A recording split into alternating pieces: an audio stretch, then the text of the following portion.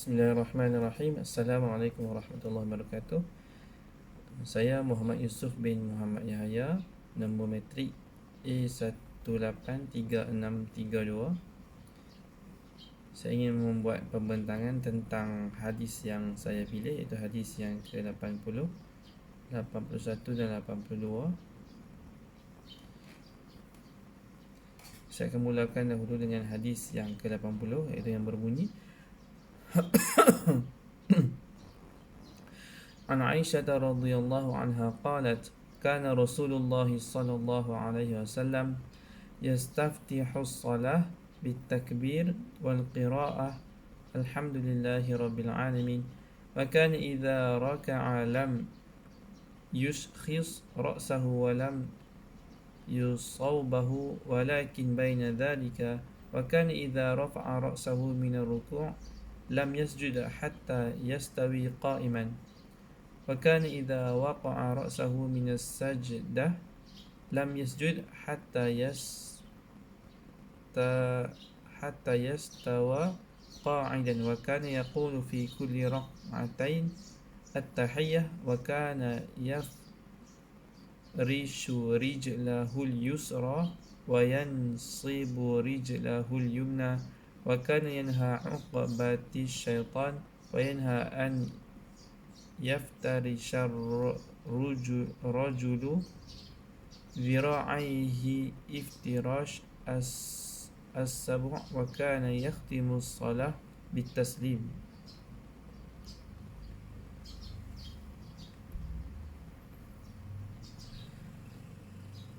Daripada hadis ni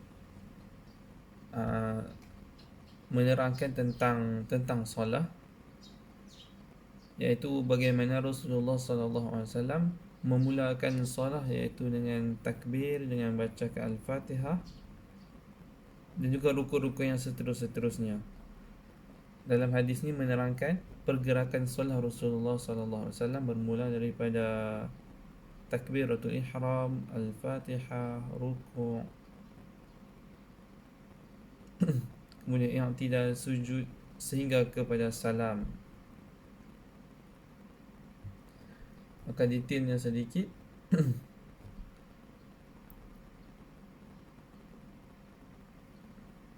Daripada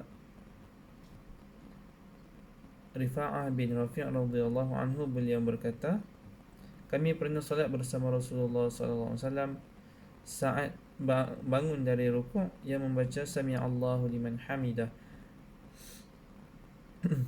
iaitu dalam hadis yang ke-80 ini menerangkan tentang solat Rasulullah itu secara umum.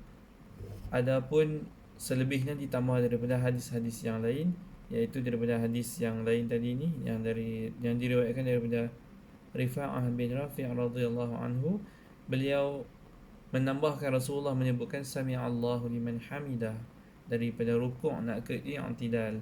Begitu juga dengan rukun-rukun yang lain. Ditambah juga daripada hadis-hadis yang berbeza untuk melengkapkan keadaan solat Rasulullah SAW. Saya akan sampaikan sedikit penambahan-penambahan yang dimasukkan ulama untuk kita memahami hadis ini dengan lebih baik, kerana penerangan di dalam hadis ni tadi agak umum, tidak begitu detail. Oleh itu saya akan tambah sedikit sebanyak daripada hadis-hadis yang berkaitan.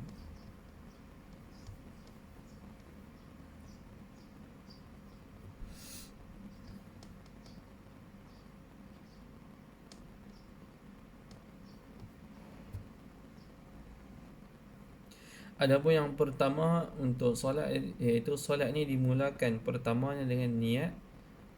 Niat tu yang lintasan di dalam hati.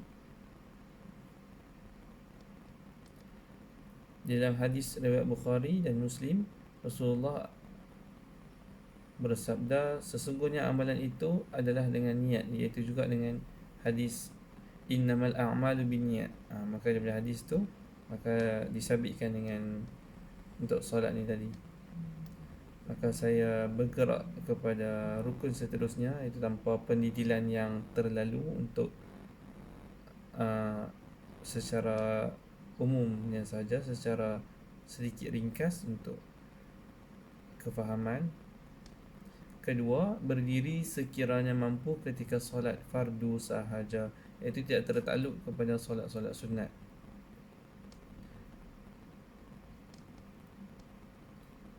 Itu rukun yang kedua. Maka yang seterusnya takbiratul ihram, iaitu rukun yang ketiga berdasarkan hadis Nabi SAW.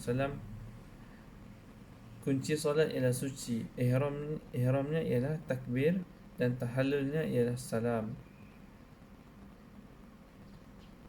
Cara takbiratul ihram mestilah takbir itu dengan lafaz yang dapat didengar,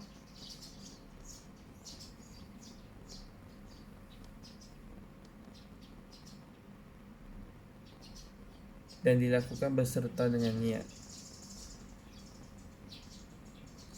Dan syarat takbiratul ihram iaitu melafazkan takbiratul ihram secara berdiri bagi yang mampu berdiri, dan hendaklah bertakbir dalam keadaan menghadap ke kiblat, bertakbir dalam bahasa Arab, mendengar semua huruf takbiratul ihram, iaitu menyebut Allahu Akbar dengan jelas. Yang keempat, membaca suratul Fatihah. Saya terus bergerak kepada rukun-rukun kerana jika ditambah dengan syarat dan syarat sahnya, maka akan terlajak panjang. Maka saya ringkaskan sedikit. Itu yang kelima, rukunnya ialah rukuk.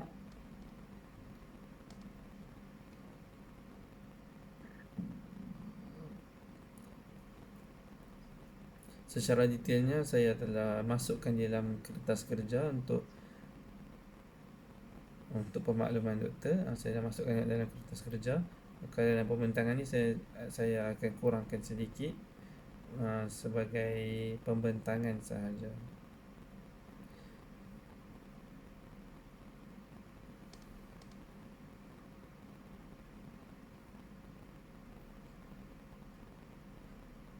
Seterusnya, setelah rukun yang seterusnya ialah rukun i'tidal, bangun daripada rukuk.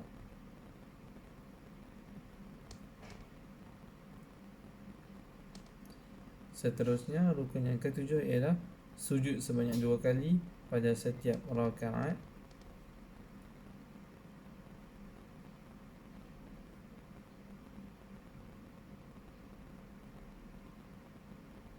Yang ke-8 ialah duduk di antara dua sujud. Perkara ini diwajibkan pada setiap rakaat, iaitu mestilah dilakukan bersama tamak-ninah. Tamak-ninah ni ialah berhenti seketika. Itu daripada sujud, kita bangun daripada sujud, berhenti seketika tu sekadar satu subhanallah sekurang-kurangnya. Saya contohkan, iaitu ketika kita sujud, kita bacakan bacaan sujud, kemudian kita bangun daripada sujud, duduk di antara dua sujud, iaitu selingan kepada sujud kedua. Kerana setiap rakaat itu ada dua sujud. Sujud daripada yang pertama, daripada i'tidal terus kepada sujud. Kemudian untuk buat sujud yang kedua tu, selingannya ialah duduk di antara dua sujud. Duduk di antara dua sujud hanya seketika memadai, iaitu setidak-tidaknya sekadar satu subhanallah, kita berhenti tanpa bergerak. Maksudnya kita bangun daripada sujud, berhenti dalam keadaan yang sempurna. Kita duduk di antara dua sujud sekurang-kurangnya selama sekadar satu subhanallah. Lebih baiknya kita bacakan doa yang dibacakan ketika di antara dua sujud, iaitu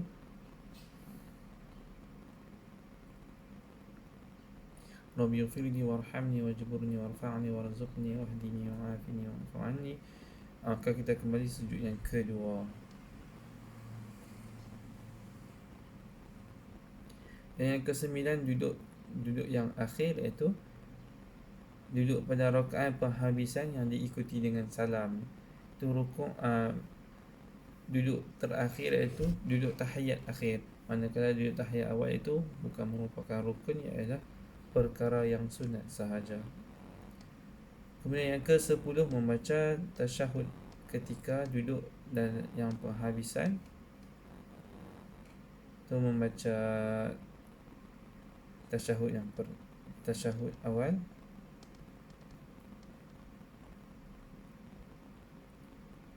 Kemudian diikuti pula dengan bersalawat kepada Nabi SAW selepas tasyahud akhir. Seterusnya yang ke-12, salam yang pertama setelah selesainya selawat ke atas Nabi. Maka seterusnya kita membacakan selawat ke atas Nabi Ibrahim AS, yang itu merupakan sunat. Jika tak dilakukan, solat masih juga sah. Kemudian diikuti dengan salam yang pertama, maka salam yang kedua itu sunat. Yang ke-13 ialah tertib. Tertib ni membawa maksud mengikuti rukun-rukun tadi tu, diikuti daripada yang pertama, kedua, ketiga. Tidak boleh satu, kemudian tiga, kemudian empat, kembali ke dua, maka tidak sah keadaan berikut.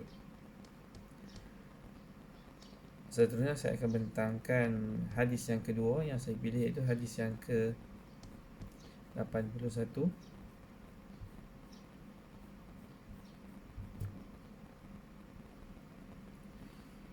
Hadisnya berbunyi, An Abdillah ibni Umar radhiyallahu anhuma anna an-nabiy sallallahu alaihi wasallam kana yarfa'u yadayhi hadwa man kibaihi idza iftataha as-salah wa idza kabbar lirruku' wa idza rafa'a ra'sahu min ar-ruku' rafa'ahuma kadzalika wa qala sami'a Allahu liman hamidah rabbana walakal hamd wa kana la yaf'al dhalika fi sujud. Manakala di dalam hadis 81, iaitu hadis kedua, menerangkan tentang, masih di dalam bab solah, itu sedikit penerangan tentang ketika Rasulullah SAW mengangkat kepala daripada rukuk kepada yang tidal, maka Rasulullah SAW membaca Sami'a Allahu liman hamidah,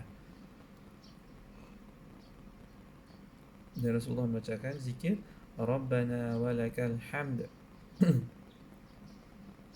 dan tidak dilakukan di dalam sujud.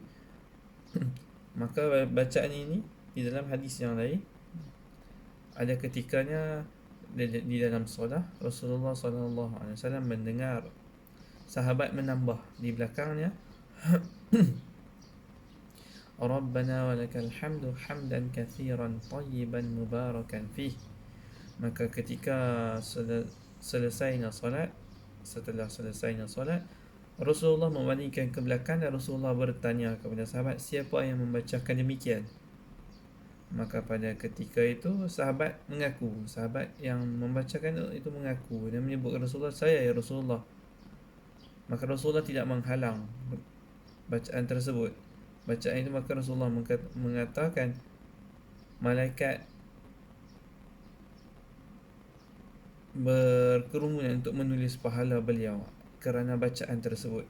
Maka bacaan ini bukanlah bacaan yang dilakukan Rasulullah, bacaan yang dilakukan oleh sahabat Nabi sallallahu alaihi wasallam, tetapi diakui oleh Rasulullah amalan itu bukan amalan yang salah, dan amalan itu menjadi rebutan para malaikat untuk mencatatkan pahala beliau.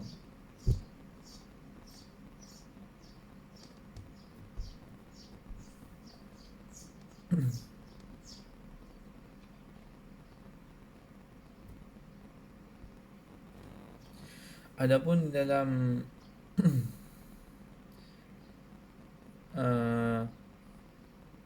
di dalam hukum untuk mengangkat tangan, iaitu daripada 4 tempat yang disunatkan mengangkat tangan, iaitu ketika hendak rukuk, yang tidal,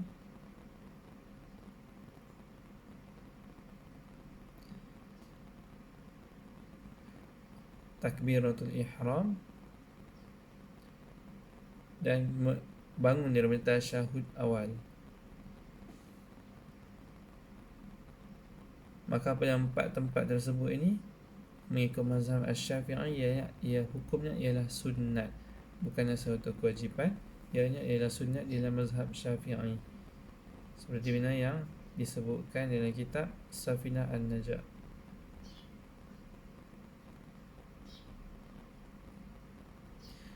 Maka selebihnya tentang cara untuk mengangkat takbir ada diterangkan oleh Syekh Nawawi Al-Bantani.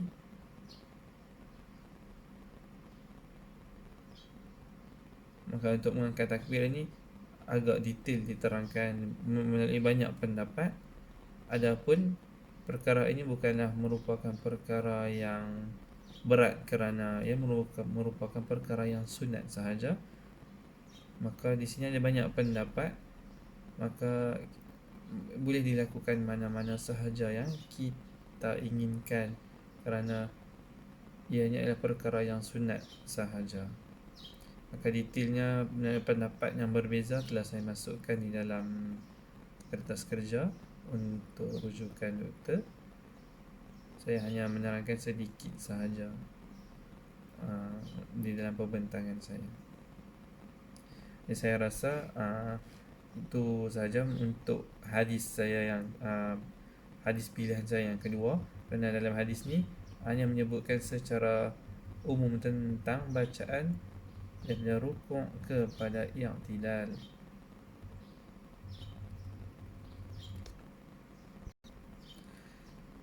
Saya kira saya akan terus bergerak kepada hadis saya yang ketiga, iaitu hadis yang ke-82. Hadis yang berbunyi, An Abdillah bin Abbas radhiyallahu anhuma qala Rasulullah sallallahu alaihi wasallam, amirtu an asjuda ala sab'ati a'zam ala al-jabhah wa asyara biyadihi ila al-anfihi wal yadaini warrakbataini wa atrafil qadamain.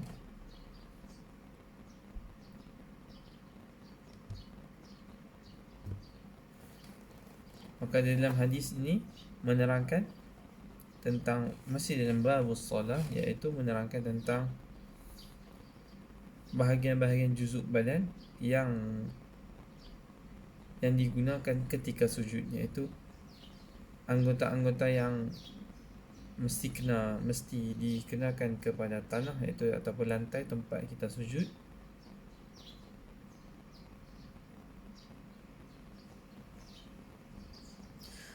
Iaitu anggota-anggota yang mesti kita letak pada tanah atau tempat kita sujud.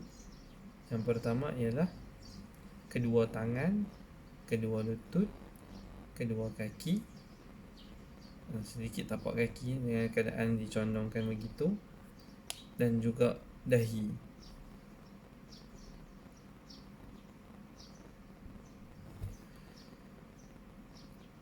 Dan juga termasuk juga dengan hidung. Itu ketika sujud, hidung juga mesti dikenakan ketika sujud. Adapun dalam hadis ni dimasukkan juga, itu yang selalu dilakukan oleh orang kita ialah sujud tetapi tidak dikenakan kepada dahi, oleh kerana dua sebab. Yang pertama, sesetengahnya memakai kopiah itu agak tertekan sehingga kan ketika sujud itu tidak terkena pada dahi, menyebabkan solatnya tidak sah. Bukan tidak sempurna lagi, malah tidak sah, kerana pakai kopiah agak rapat sehingga menutup dahi. Maka dia sujud langsung tidak kena dahi, kena atas kopiah, maka tidak boleh. Kerana sujud ni mestilah dahi yang menyentuh lantai. Adapun jika ada halangan, itu mestilah sesuatu benda yang tidak sambung pada badan. Ini penerangan ulama, iaitu yang membawa maksud sekiranya kita sujud tidak kena pada lantai tapi kena pada sejadah, maka tidak mengapa, kerana sejadah tu bukanlah benda yang kita pakai. Adapun kalau kopiah itu benda yang ada pada tubuh kita, maka tidak boleh.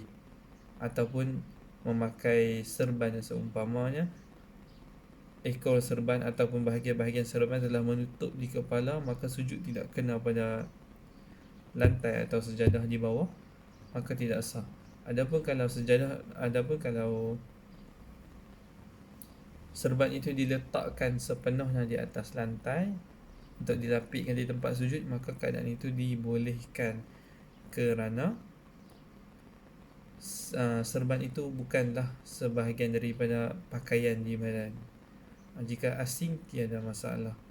Dan satu lagi keadaan ialah orang yang berambut panjang, maka rambutnya itu telah menutupi keseluruhan dahinya, menyebabkan dia sujud itu tidak lagi di atas tempat sujud, itu terhalang dengan sesuatu yang sambung pada badan, maka tidak sah.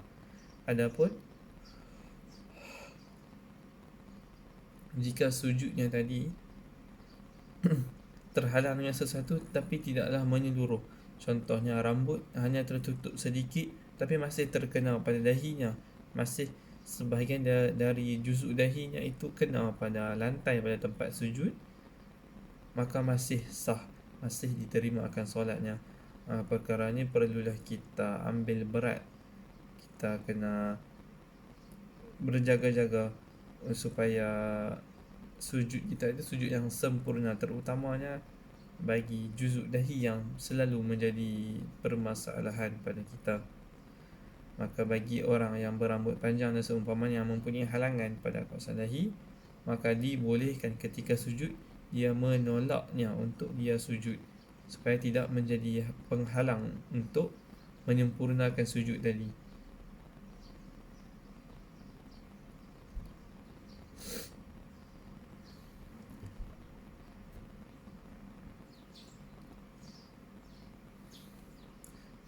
Di dalam hadis tadi, Rasulullah SAW juga setelah menyebutkan anggota tadi, Rasulullah juga menunjukkan dengan tangan beliau kepada hidung, kepada tangan, kepada kaki, iaitu anggota yang wajib untuk disentuhkan kepada lantai. Jadi dengan sedikit penerangan saya yang sedikit ringkas untuk saya masukkan di dalam pembentangan, saya harap dapat mencukupi